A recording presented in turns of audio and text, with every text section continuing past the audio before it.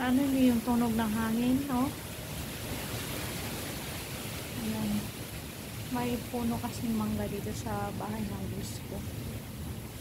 Yung taga Mindanao ngayon, maulan dun sa amin. Baha dun sa amin sa Davao de Oro. Yung iba nga nag-evacuate na. Sana pahintuin mo yung baha dun sa Lord, sa Mindanao.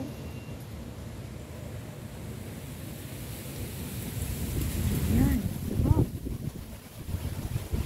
Dito sa Maynila, mahangin.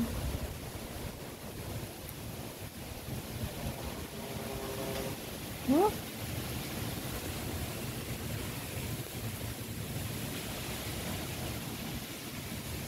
Yan. Oh.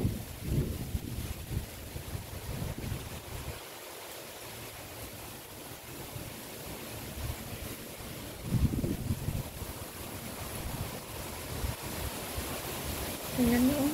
Yan. Lakas ng hangin.